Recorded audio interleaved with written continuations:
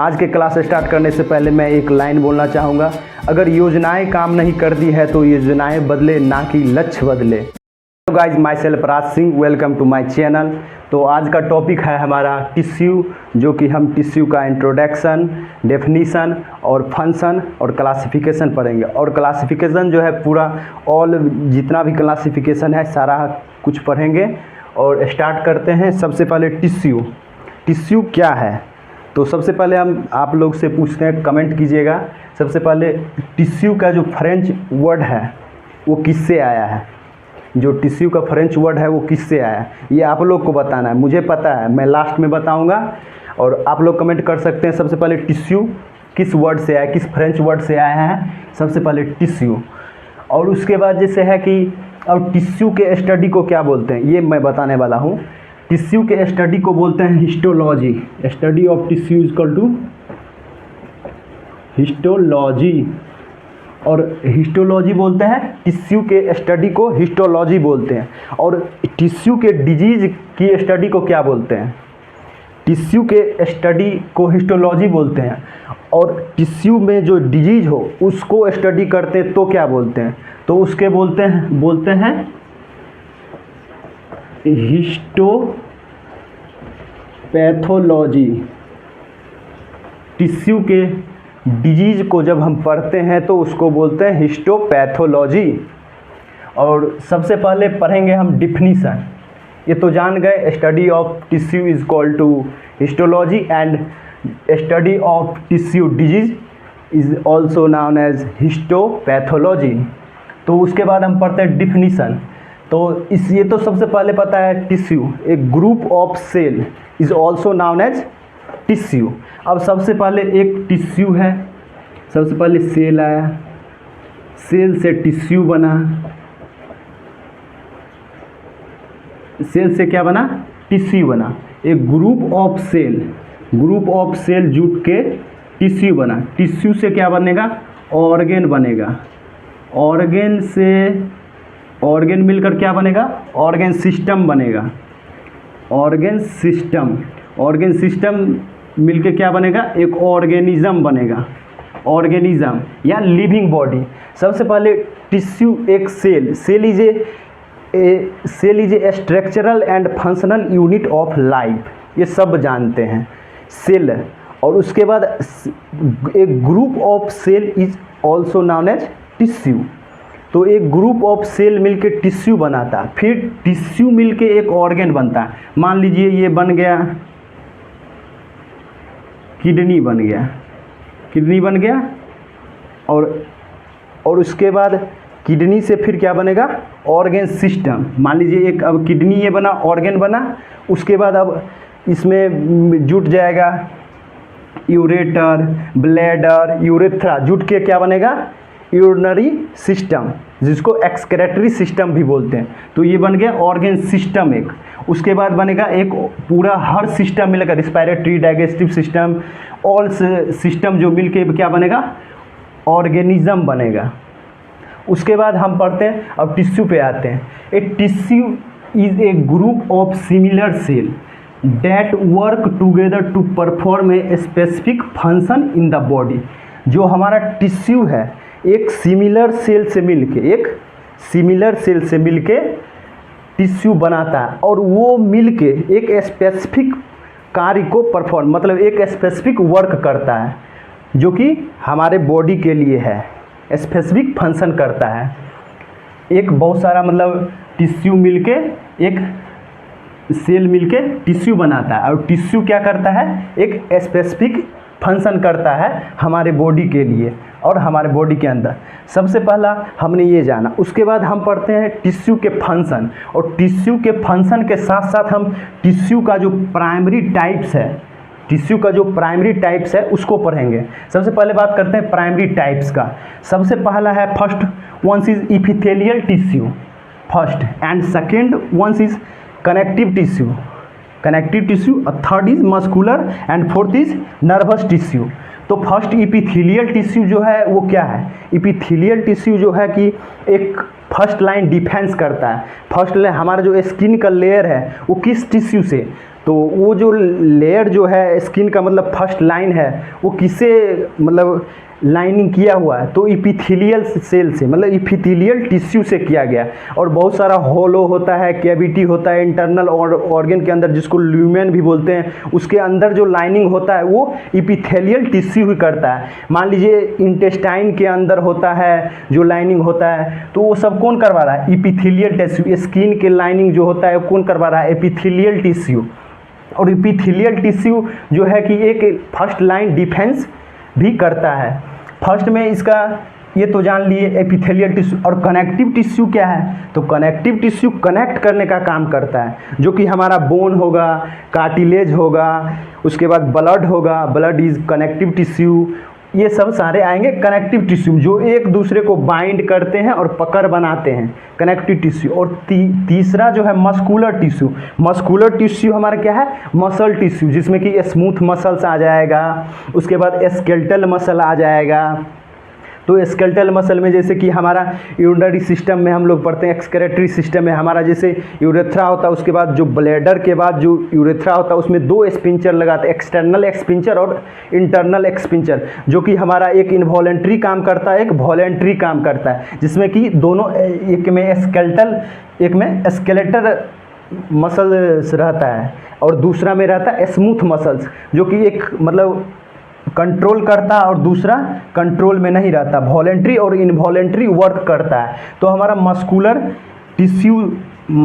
Tissue जो है muscles में पाया जाएगा। कार्डियक मसल हो गया, स्केलेटल मसल हो गया, स्मूथ मसल हो गया। अब कार्डियक मसल में कैसे? कार्डियक के मतलब जो हार्ट के लेयर में जो मसल्स होता है वो कार्डियक मसल्स का होता है, और वो क्या है? मस्कुलर टिश्यू है, जो कि मस्कुलर टिश्यू का ही एक मतलब मान लीजिए इसका जो फर्दर डिवीजन होगा तो कार्डियक मसल में होगा। तो कार्डियक मसल जो है हार्ट का जो वाल होता है वो मसल्स मतलब कार्डियक टिश्यूज है, जो कि कंट्रैक्ट और रिलैक्स करने में हेल्प करता है, ब्लड पंपिंग करने में हेल्प करता है। तो कौन वो करता है? कार्डियक मसल, जो कि मस्कुलर टिश्यू होता है। समझ गए? तो इसमें अब चौथा है नर्वस टिश्यू। नर्वस टिश्यू एक सपोर्टिक सेल ऑफ न्यूरॉन्स, जैसे न्यूरॉन्स और न्यूरोगिलिया दोनों सेल मतलब आता है नर्वस टिश्यू, जो कि एक कोऑर्डिनेट और कम्युनिकेट का काम करता है, कंट्रोल एंड कोऑर्डिनेट का काम करता है। नर्वस टिश्यू जो है क्या करता है? कंट्रोल और कोऑर्डिनेट का काम करता है। किसके बीच? स्पाइनल कॉर्ड और ब्रेन के बीच, जो कि बहुत सारे इम्पल्स जनरेट होते हैं, जो ट्रांसमीटर का काम करता है, एक जगह से दूसरे जगह रिसेप्टर, मतलब कोई भी इम्पल्स को, सेंसेशन को सब फील होता है, तो वो जो काम करता है वो कौन करता है? Nervous tissue. नर्वस टिश्यू में आ जाता है न्यूरॉन्स और उसका सपोर्टिव सेल न्यूरोगिलिया। न्यूरॉन्स का सपोर्टिव सेल कौन है? तो न्यूरोगिलिया है, जो कि इसको विस्तार से हम पढ़ेंगे नर्वस सिस्टम में। तो उसके बाद नर्वस टिश्यू में मतलब जो है कि कंट्रोल कोऑर्डिनेट का काम कर रहा है। और इसके बाद जो इपिथेलियल टिश्यू का, अब ये टिश्यू का पूरा फंक्शन है, ये सब क्या है? टिश्यू का फंक्शन है। और इसी फंक्शन को हमने सबका एक स्पेसिफिक जो एक इस पे इपिथेलियल टिश्यू का ये फंक्शन है, कनेक्टिव टिश्यू का ये फंक्शन है, मस्कुलर टिश्यू का ये, और नर्वस टिश्यू का ये सब इसका फंक्शन है। और इसी में अगर बात किया जाए तो एक मतलब टिश्यू का, तो टिश्यू का फंक्शन यही हो गया। और इसी में हम लोगों ने प्राइमरी जो टाइप्स है उसको अलग अलग करके हमने इसका फंक्शन देख लिया। अगर हमको बोला जाए इपिथेलियल टिश्यू का फंक्शन लिखिए, तो हम इपिथेलियल टिश्यू का फंक्शन लिख देंगे, कनेक्टिव का कहेगा कनेक्टिव का लिख देंगे। और इसी में अगर हमको पूरा सीधा कहेगा कि टिश्यू का फंक्शन लिखो, तो टिश्यू का फंक्शन में हम एक प्रोटेक्शन भी बोल सकते हैं, सपोर्ट स्ट्रक्चर भी बोल सकते हैं, मूवमेंट भी बोल सकते हैं। तो ये टिश्यू का स्पेसिफिक फंक्शन है। और ये जो अलग अलग इसका मतलब इसमें कि सिमिलर फंक्शन है और इसमें जो है एक स्पेसिफिक फंक्शन है। समझ गए? इसमें जो टिश्यू का सिमिलर फंक्शन है, इसमें स्पेसिफिक फंक्शन है। और उसके बाद हम बात करते हैं इसका एपिथेलियल टिश्यू कैसे काम करता है। एपिथेलियल टिश्यू जो है सबसे पहले प्रोटेक्शन का काम करता है। हमने पहले बताया प्रोटेक्शन का काम करता है, तो किस तरह हमारे स्किन लेयर में जो लगा हुआ है लाइनिंग है वो प्रोटेक्शन का काम करता है। कैसे हमारा मतलब बाहर का जो भी मतलब किसी भी अंदर वायरस या बैक्टीरिया को defence line, first line defence का काम करके प्रोटेक्ट करता है।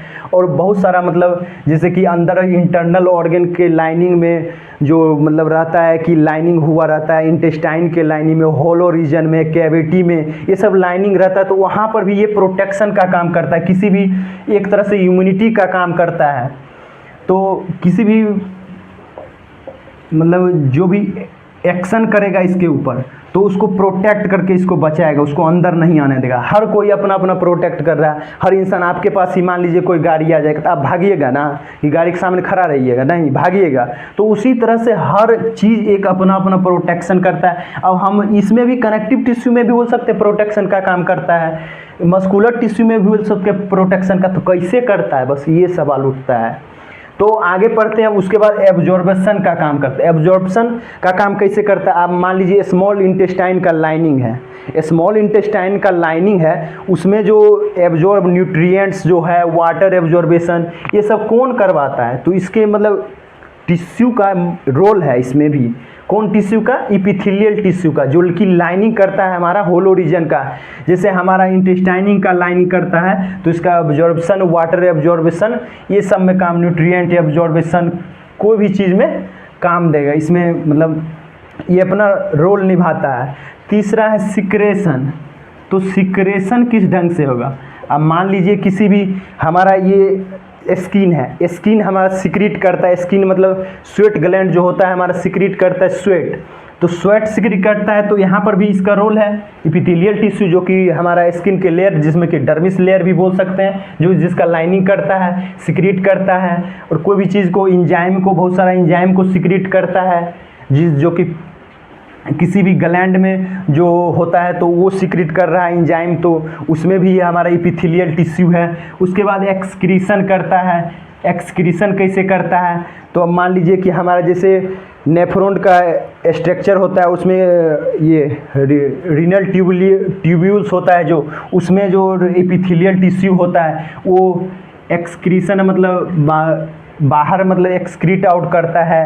और उसके बाद इसमें जैसे हो गया, आप मान लीजिए किसी भी तरह से एक्सक्रीट आउट, स्वेट एक्सक्रीट हो रहा है तो उसमें भी काम कर रहा है। तो सेंसेशन हमारा अगर बॉडी को कोई टच कर रहा है तो उसमें हमको पता चल रहा है सेंसेशन। तो ये फर्स्ट लाइन डिफेंस जो कर रहा है हमारा स्किन, उसमें जो सेंसेशन हो रहा है तो वो कौन, इपिथेलियल टिश्यू का जो लाइनिंग है वो भी फील करवा रहा है, तो सेंसेशन कर रहा है। और दूसरा है कनेक्टिव टिश्यू। कनेक्टिव टिश्यू है जो वो आपको पहले पता है सपोर्ट और स्ट्रक्चर प्रोवाइड करता है। हमारा कार्टिलेज, हमारा बोन, ये सब क्या है, स्ट्रक्चर प्रोवाइड भी करता है और सपोर्ट प्रोवाइड भी करता है, एक पकड़ बनाता है। और दूसरा क्या है, बाइंडिंग। तो बाइंडिंग एक दूसरे को बाइंड करके रखता है। अब मान लीजिए कनेक्टिव टिश्यू नहीं रहेगा, ये हथवा यहाँ से ऐसे ऐसे हिला रहे हैं, ये हो सकता है छूट हो सकता है, पर कनेक्टिव टिश्यू इसको कनेक्ट करके रखा है, नहीं छूट सकता है। अब मान लीजिए इसको ऐसे, ये कनेक्टिव टिश्यू रहबे न करेगा, ऐसे यहाँ कनेक्ट रहबे नहीं करेगा, कोई यहाँ पर जो मतलब बन रहा है, बाइंडिंग का प्रोसेस हो रहा है, वो होवे नहीं करेगा। टेंडन्स, लिगामेंट, वो तो सपोर्ट कर रहा है, समझ रहे हैं, लेकिन उसको भी कनेक्ट करके एक कनेक्टिव टिश्यू का रोल है ना। तो कनेक्टिव टिश्यू बाइंडिंग का भी काम कर रहा है। और ट्रांसपोर्ट का काम कैसे कर रहा है, ट्रांसपोर्ट हम पहले बता चुके हैं कि ब्लड जो है कि एक कनेक्टिव टिश्यू है, तो ब्लड जो है एक जगह से दूसरे जगह जा रहा है, तो ट्रांसपोर्ट ब्लड हो रहा है, उसके साथ साथ ऑक्सीजन भी जा रहा है, तो ट्रांसपोर्टिंग का काम हो रहा है ना। ऑक्सीजन जा रहा है, ब्लड इधर से उधर जा रहा है, WBC जा रहा है, उसके साथ साथ RBC जा रहा है, प्लेटलेट्स जा रहा है, तो सब जा रहा है, तो ट्रांसपोर्ट हो रहा है ना। ऑक्सीजन का ट्रांसपोर्ट हो रहा है, WBC का ट्रांसपोर्ट हो रहा है, जहाँ जिसका WBC का ज़रूरत है WBC जा रहा है। वहाँ पैथोजन किल्स करना है तो कहीं WBC अटैक कर रहा है, तो उसमें भी ट्रांसपोर्टेशन का काम कर रहा है। प्रोटेक्शन कैसे करता है, तो प्रोटेक्शन फिर वही बात, ब्लड जैसे हो रहा है तो ब्लड, अब मान लीजिए ब्लड में WBC पाया जाएगा, तो WBC पाया जाता है तो WBC बैक्टीरिया या किसी भी पैथोजन को किल करने में एक इम्यूनिटी का काम करता है, वहाँ पर पैथोजन को किल करता है ना WBC, वाइट ब्लड सेल, तो वहाँ पर भी प्रोटेक्शन हो रहा है। तो एक तरह से कनेक्टिव टिश्यू भी प्रोटेक्शन का काम कर रहा है। और हमारा तीसरा है मस्कुलर टिश्यू। मस्कुलर टिश्यू क्या है, मूवमेंट करने का सबसे पहले काम करता है। तो मूवमेंट जैसे मूवमेंट करने का काम कैसे कर रहा है, तो मूवमेंट अब हम जैसे बोल सकते हैं स्केलेटल मसल है हमारा, हम स्केलेटल पूरा हमारा शरीर जुड़ा हुआ है एक दूसरे से, तो हम चल पा रहे हैं। अब मान लीजिए स्केलेटल मसल जुड़े रहते हैं, ढुल ढुल रहते हैं, कोई जाने नहीं रहता दिल, तो उसको पकड़ बना के स्ट्रक्चर प्रोवाइड कर रहा है, हम घूम रहे हैं, मजा मूवमेंट ले रहे हैं। तो मस्कुलर टिश्यू के कारण, जो कि स्केलेटल मसल हमारा ये सब काम कर रहा है, मूवमेंटिंग का काम करवाता है। और तीसरा है पंपिंग ऑफ ब्लड। तो पंपिंग ऑफ ब्लड कैसे कर रहा है, तो पंपिंग ऑफ ब्लड जैसे हार्ट का मान लीजिए वाल है, तो किस टिश्यू का है, कार्डियक मसल, स्मूथ मसल से जैसे बना हुआ होता है, कार्डियक मसल कॉन्ट्रैक्ट और रिलैक्स करने का काम कर रहा है, कॉन्ट्रैक्ट रिलैक्स करने का काम कर रहा है, तो ब्लड पंप कर रहा है, तो ब्लड पंप कर रहा है तो ये होबे न करेगा मस्कुलर टिश्यू का। तो मस्कुलर टिश्यू में cardiac muscle, smooth muscle, skeletal muscle आता है, तो उसी में पंपिंग ऑफ ब्लड क्या होगा, तो मस्कुलर टिश्यू में आएगा। इसी का फंक्शन है मस्कुलर टिश्यू, जो कि कार्डियक मसल्स करवा रहा है।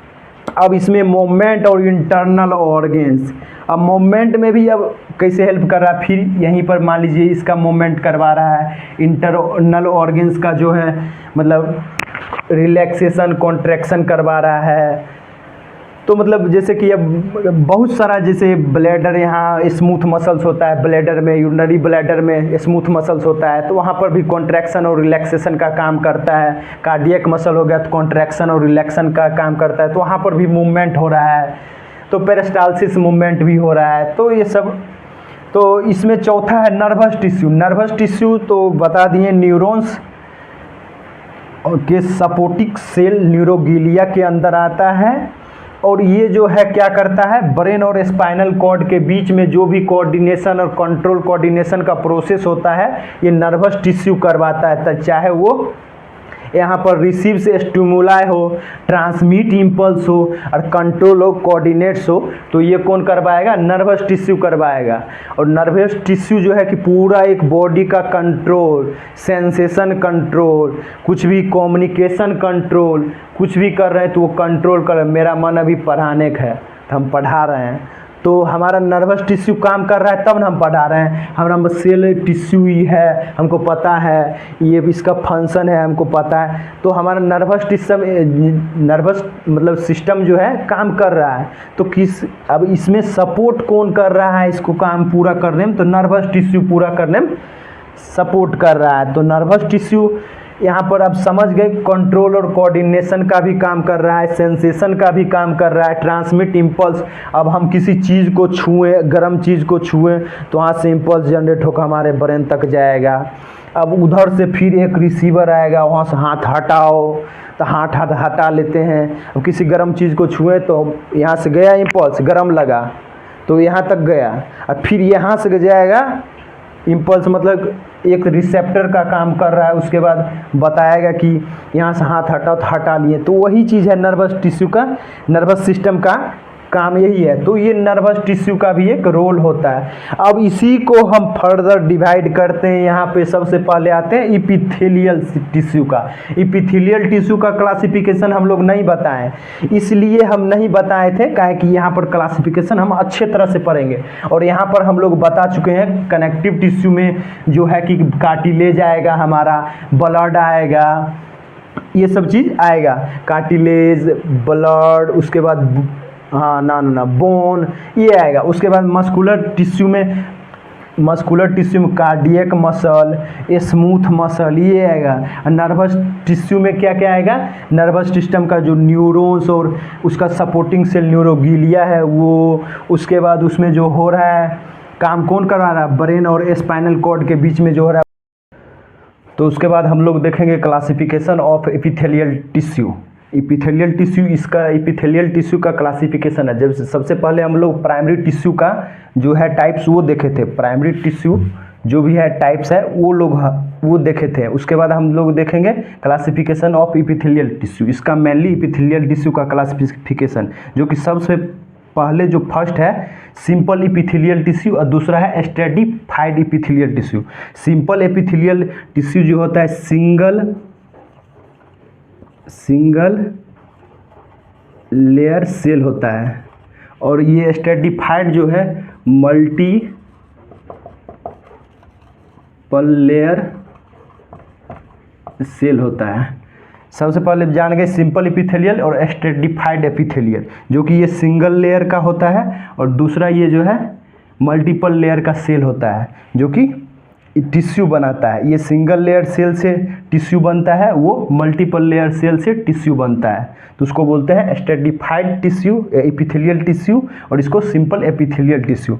सिंपल एपिथेलियल टिश्यू में जो है इसके बाद इसका जो सबसे पहले देखिए इसका हम लोग स्ट्रक्चर थोड़ा देख लेते हैं। सबसे पहले एपिथेलियल टिश्यू जो होता है बहुत ही टाइटली पैक्ड होता है। जब ऐसे एक सीट लाइक पेपर, जैसे पेपर का सीट जैसे पूरा एकदम थोड़ा भी जगह नहीं रहता, जैसे इस तरह से ये है, तो इसमें जो सेल है ऐसे ये टाइटली पैक्ड रहेगा, इसमें जगह थोड़ा सा भी नहीं रहेगा, तो टाइटली पैक रहेगा। और ये इसका क्या है बेसमेंट मेम्ब्रेन है, और ये जो है टाइटली पैक्ड रहेगा।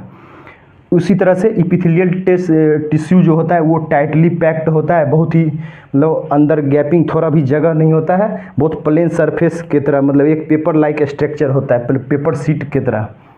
उसके बाद इसमें जो है सिंपल एपिथेलियल में जो है उसके बाद इसमें भी 3 डिवाइड है, और स्ट्रेटिफाइड का भी 3 डिवीजन है। जैसे सिंपल एपिथेलियल है तो इसमें सिंपल स्क्वैमस एपिथेलियल होगा, दूसरा सिंपल क्यूबोइडल एपिथेलियल, तीसरा सिंपल कॉलम्नर एपिथेलियल ये होगा। और इसमें जो स्ट्रेटिफाइड एपिथेलियल है स्ट्रेटिफाइड स्क्वैमस एपिथेलियल, और दूसरा स्ट्रेटिफाइड क्यूबोइडल एपिथेलियल, और तीसरा स्ट्रेटिफाइड कॉलम्नर एपिथेलियल ये हो गया। अब इसको हम अच्छे से विस्तार में थोड़ा पढ़ते हैं। सबसे पहले सिंपल स्क्वैमस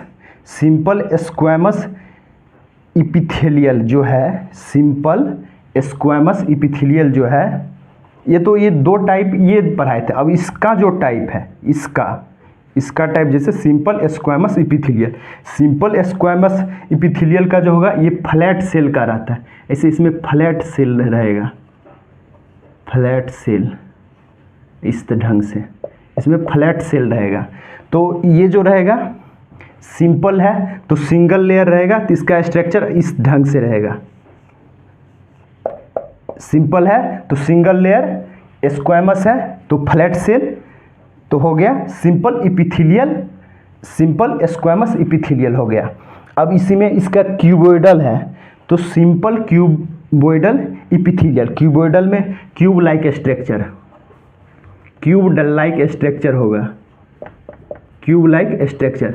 तो सिंपल क्यूबोइडल एपिथेलियल में क्यूब लाइक स्ट्रक्चर होगा, और ये सिंपल सिंगल लेयर का है तो ये सिंगल लेयर का होगा। और तीसरा है सिंपल कॉलम्नर एपिथेलियल, सिंपल कॉलम्नर एपिथेलियल तीसरा इसका जो है डिवीजन है। तो ये क्या है कॉलम्नर है तो ये कॉलम लाइक स्ट्रक्चर होगा सबसे पहले, और ये थोड़ा सा लॉन्ग होगा, और इसमें क्या होगा ये नीचे जो न्यूक्लियस है ये इसके नीचे रहेगा, इसका बेसमेंट के थोड़ा करीब रहेगा। तो ये क्या है इसका जो ये जो रहता है इसका सेल का फ्लैट सेल रहता है ये थिन रहता है, और ये जो रहता है थिक रहता है। सिंपल कॉलम्नर एपिथेलियल का थिन रहता है मतलब थिक रहता है, और थोड़ा लॉन्ग रहता है, ऐसे लॉन्ग रहता है, लंबा होता है। और इसमें स्ट्रेटिफाइड में सबसे पहले stratified squamous epithelial. Stratified squamous epithelial में दो डिवीजन होता है। स्ट्रेटिफाइड स्क्वेमस में जो सबसे पहले मल्टीपल लेयर होगा सबसे पहले, और इसमें दो डिवाइड होता है, एक केराटिनाइज्ड और दूसरा non keratinised. Stratified squamous epithelial जो है दो डिवीजन होता है, केराटिनाइज्ड और नॉन केराटिनाइज्ड। केराटिनाइज्ड में जो आएगा हेयर आएगा, नेल आएगा, स्किन आएगा। अब ये जो करता है कि एक तरह से इसमें केराटिन प्रोटीन होता है, केराटिनाइज्ड, और इसमें जो नॉन केराटिनाइज्ड, जैसे इसमें केराटिनाइज्ड जो टिश्यू है इसमें इसको क्या बोलेंगे, squamous keratinised stratified epithelial cell जो होता है। तो इसमें जो केराटिनाइज्ड रहेगा उसमें जो एक तरह से केराटिन का प्रोटीन होता है, केराटिन प्रोटीन, जो कि ड्राई रखता है हेयर और नेल को, स्किन को ड्राई रखने का काम करता है, ताकि इसको वेयर और टीयर से बचा सके, प्रिवेंट कर सके। और दूसरा है नॉन केराटिनाइज्ड, ये वाटर प्रूफ करता है, केराटिन जो है वो वाटर प्रूफ करता है इसको। और ये नॉन केराटिनाइज्ड जो है ये मॉइस्ट करता है। जैसे ये नॉन केराटिनाइज्ड कहाँ पाया जाएगा, वेजाइना, माउथ, फेरिंग्स, जो कि मॉइस्ट करेगा। हमारा फेरिंग्स है उसमें जो मॉइस्ट करने का काम करेगा, माउथ में, वेजाइना में, हर चीज़ में, मतलब जहाँ पर जो मॉइस्ट करने का, नमी बनाने का काम करेगा वो नॉन केराटिनाइज्ड करेगा, जो कि इसको ड्राई होने से बचाता है और वेयर और टियर से बचाता है। और दूसरा है इसका स्ट्रेटिफाइड क्यूबोइडल इपिथेलियल। क्यूबोइडल में क्यूब लाइक स्ट्रक्चर होगा। अब बेसमेंट में कुछ भी रहेगा कोई फर्क नहीं, जो ऊपर वाला मल्टीपल लेयर होगा ये सबको पता है, मल्टीपल लेयर होगा उसमें, तो मल्टीपल लेयर होगा तो कैसा होगा, तो स्ट्रेटिफाइड है तो मल्टीपल लेयर होगा, बस सेम है, इस ढंग से ऐसे रहेगा। मान लीजिए नीचे में क्यूबोइडल है, ये कॉलम्नर है, स्क्वेमस है, कोई फर्क नहीं पड़ता, बस ऊपर का जो होगा, एक सेकेंड, ये बन गया लेयर, मल्टीपल लेयर बन गया, तो इसका ऊपर का जो लेयर हो वो बस क्यूबोइडल होना चाहिए, cube like structure, cube like structure होना चाहिए। ये हो गया stratified epithelial, sorry stratified cuboidal epithelial हो गया। ये मल्टीपल लेयर है, ऊपर में इसका बेसमेंट में कुछ भी रहे कोई फर्क नहीं, कॉलम्नर रहे, स्क्वेमस रहे, कुछ भी रहे कोई फर्क नहीं पड़ता है, सिर्फ ऊपर जो एपेक्स होता है उसके ऊपर होना चाहिए क्यूबोइडल। और तीसरा है जैसे स्ट्रेटिफाइड कॉलम्नर इपिथेलियल, स्ट्रेटिफाइड कॉलम्नर इपिथेलियल, ये जो होता है, जैसे अब मान लीजिए ये है, नीचे कोई भी सेल है, फ्लैट सेल रहे, क्यूबोइडल रहे, स्क्वायमलर रहे, कोई फर्क नहीं पड़ता, ऊपर का जो होगा कॉलम्नर होना चाहिए, ऐसे ये लॉन्ग होना चाहिए, जैसे कि लॉन्ग सेल से होता है, लॉन्ग रहता है और थोड़ा थिक होता है, थिक होता है। इसका जो नीचे बेसमेंट मेम्ब्रेन है उसमें जो थोड़ा न्यूक्लियस जो है वो नीचे की तरफ होना चाहिए, बस। तो ये हो गया स्ट्रेटिफाइड कॉलम्नर इपिथेलियल। अब स्ट्रेटिफाइड कॉलम्नर इपिथेलियल जो है वो कहाँ पाया जाता है, तो मेल यूरेथ्रा में पाया जाता है। अब उसके बाद स्ट्रेटिफाइड क्यूबोइडल इपिथेलियल कहाँ पाया जाता है, तो मेमरी ग्लैंड, स्वेट ग्लैंड, सेलेब्री ग्लैंड, यहाँ पाया जाता है। और उसके बाद ये है single epithelial, simple squamous epithelial कहाँ पर रहता है, तो ब्लड वेसल, नेफ्रॉन, लिम्फ, ये सब में पाया जाता है। और दूसरा जो है सिंपल क्यूबोइडल इपिथेलियल, ये कहाँ पाया जाता है, सिंपल क्यूबोइडल इपिथेलियल, ये कहाँ पाया जाता है, किडनी ट्यूब्यूल्स में, थायराइड ग्लैंड में पाया जाता है। और तीसरा है सिंपल कॉलम्नर इपिथेलियल, ये जो पाया जाता है डाइजेस्टिव ट्रैक में, यूरेथ्रा में, ब्रोंकस में, मेनली पढ़ लिए हैं। अब आगे के क्लास में अगर कुछ टॉपिक मतलब अगर डील करना होगा तो करेंगे। आज का क्लास यहीं तक रहेगा। तो आप लोग को वीडियो कैसा लगा, अच्छा लगा हो तो लाइक करें, शेयर करें और कमेंट करें। और जहाँ भी कोई भी क्वेश्चन, सवाल मन में आता है तो कमेंट करके पूछिए।